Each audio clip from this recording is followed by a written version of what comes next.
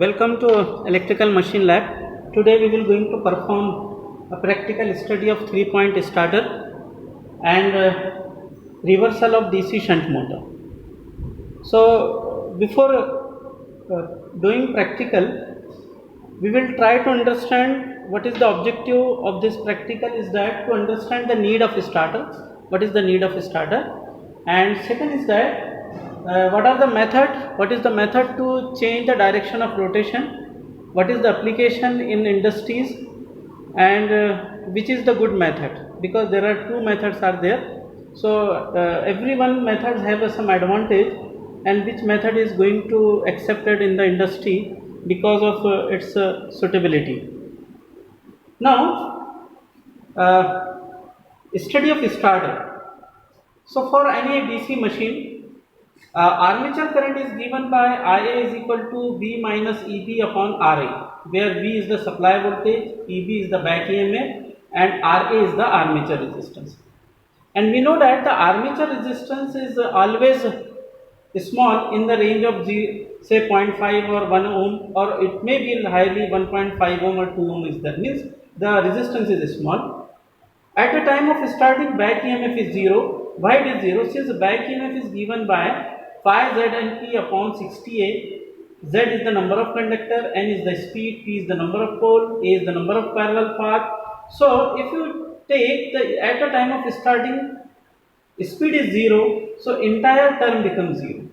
So what is our armature current at the time of starting? Ia is equal to V upon Ra. Suppose voltage is 220 we have applied, armature resistance is 0.5, so it will draw 440 ampere. So this heavy inrush current definitely is damage the motor, it will damage the distribution or wiring of the system. So to protect this heavy current, we are going to reduce that starting current by inserting some resistance at the time of starting in series with the armature. So now our equation become Ia is equal to V upon Ra is the armature resistance and R is the additional resistance. This additional resistance is temporary.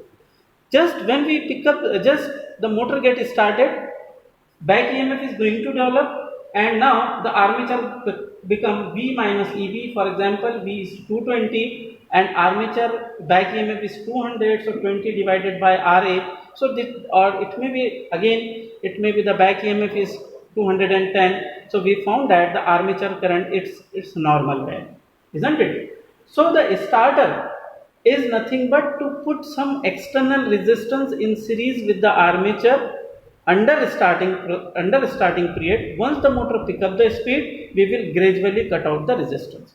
So to gradually cut out the resistance, we want some arrangement, we want some mechanical arrangement, some suitable handles and all these are there. So it is comprises in one component that is called as a starter. So here starter serves 2 or 3 purposes are there. One is to limit the starting current.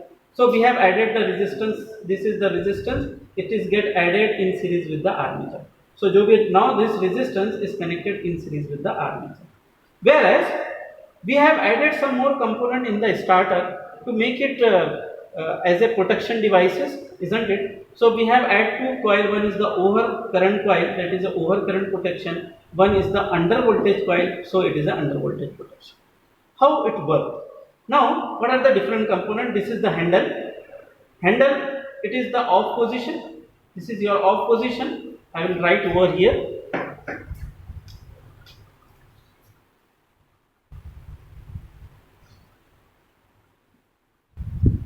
So this is your off position. When handle move here, so this positive supply through overload coil, it is get connected in series with the armature and armature winding. This additional resistance, temporary resistance, and this is the armature circuit. So it is in series. So this purpose solve here. Ia is equal to V upon Ra plus R. Now at this position, it is again connected. One wire is connected to the field winding through the overload coil. So it is connected. So now your motor, your armature as well as field winding is connected with the supply, isn't it? Now What is the function of this one? Say for example, the full load current is 10 ampere. As soon as it is more than 10 ampere, it will lift the plunger upward and it will make the trip circuit. So this is the trip circuit we just read. Now when the handle comes here, this total resistance comes in series with the armature, which will limit the starting current. Once the motor pick up the speed, it start rotating, the back EMF start developing over here. So we will move the conductor from here stud number 1 to stud number 2. So this resistance is gradually cut out. When handle comes here, it will these two resistance cut out and so on up to this point on position, and this plunger hold this coil hold the handle in on position. So total resistance which is a temporary get cut out during the normal operation. Now here we have connected one spring. So the handle is going to attracted by under voltage coil against spring tension. Now suppose the voltage get decreases beyond some permissible limit. Say the rated voltage is 220, it is decreases to the 190 volt or 180 volt. This coil get de-energized and it will release the plunger, it will release the handle against spring. So your motor get tripped. So this is one type of under voltage protection and over voltage protection, over current protection. Now over current protection, as soon as the current increases beyond its limit, this plunger comes upward, these two wire get short circuited. Where this wire is connected, this wire is connected across this coil. So when these 2 points are short circuited, definitely current is going to flow from the short circuited path and it is get de-energized.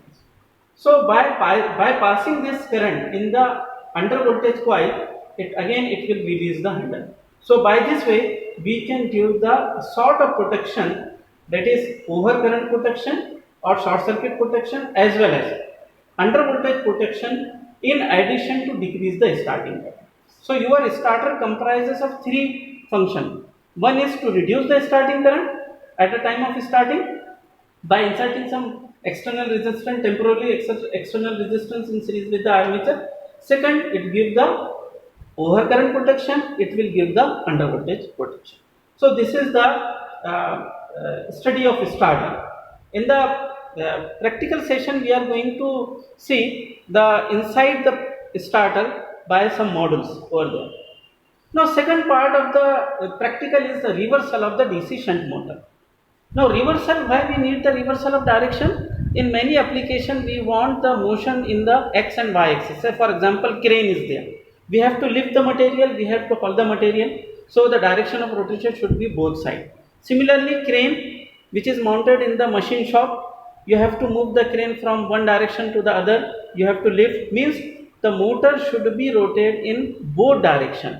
So what would be the method to rotate or to change the direction of rotation? Say for example, this is the shunt motor, it is the normal connection, it is a starter, this is LAF. So here LFA. So this is the 3 terminals of the starters are there. A is connected to A1, A2 is connected to the negative terminal, F is connected to F1 and F2 is connected to, so this is the normal. This is the normal connection of DC shunt motor, and say the normal direction of the rotation is clockwise. Now we want to change the direction. So there are 2 methods, either by reversing the current in the armature winding or by reversing the current in the field winding. If you reverse the current in any one, then it is possible to change the direction of rotation. Otherwise, if you simultaneously change both the direction of current in rotor as well as say in the armature as well as the field winding, the direction does not change over there. So here in the second figure is that A is connected to A2. A is connected to A2 and A1 is connected to the negative one. So here the direction of current in the armature winding gets changed, isn't it? So the rotor direction would be anti-clockwise. So here armature method is there. This can be changed, this can be done by the reversing the current direction in the field winding. So in this field winding, your F is connected to F2 and F1 is connected to the negative terminal. Whereas here F2 and A2 both are connected to the negative terminal. Here A2 is connected to negative, A1 is connected to negative one method. Second field method में क्या किया? Now we have connected A1 is connected to negative one. So this is the method by which we are able to change the direction of rotation. Now, if you change the direction of rotation in the armature, what would happen? Armature carries more current. So there is a large chances that there is a sparking over the contactors which we are using for changing the direction of current. So many times we refer to change the direction of current in the field winding, because field winding is the winding where the current remain small. So this is the say practical understanding, or this is the setup how we are going to perform the direction of rotation, change the direction of rotation, and study of star.